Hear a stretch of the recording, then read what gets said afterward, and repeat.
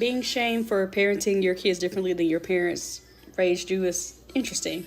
Our parents did the best that they could with what they had and what they knew. And a lot of times they parented based on survival and not softness, especially in Black families. That often meant being more strict or more harsh, not because they didn't love us.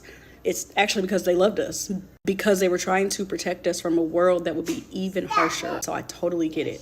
My grandmother was born in the late 1940s. She lived through segregation, Jim Crow, the civil rights movement. And my mother came of age in the 1960s and 70s during integration and social unrest in a world that still didn't make space for Black women to be soft or dependent. So when I'm born in the mid-'80s and being raised in the 80s and 90s, their parenting style came from those lived realities, teaching me to be independent and strong and unshakable because they had to be. But now I'm a mom in a different time, and the way I parent reflects that. I prioritize my mental health and theirs. I validate my emotions and theirs. I choose to talk and not just discipline.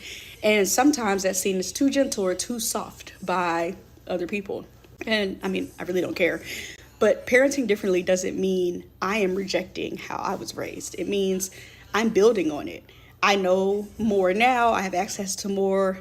I know about my trauma. I know about child development and emotional intelligence. So why wouldn't I evolve? We should evolve. And even with all the books and the podcasts and the advice in the world, none of us really know what we're doing. Even if you got multiple kids, each child is different and each one needs something different. We are learning as we go, just like our parents did. We have that in common. Unless someone is actively harming their child through abuse, neglect, or violence, there's no reason to shame someone for choosing a different path. Okay? So we can honor our ancestors and still break cycles. We can respect our roots and still grow new branches. I think that's a good thing. Parenting with intention and compassion and healing is nothing to be ashamed of.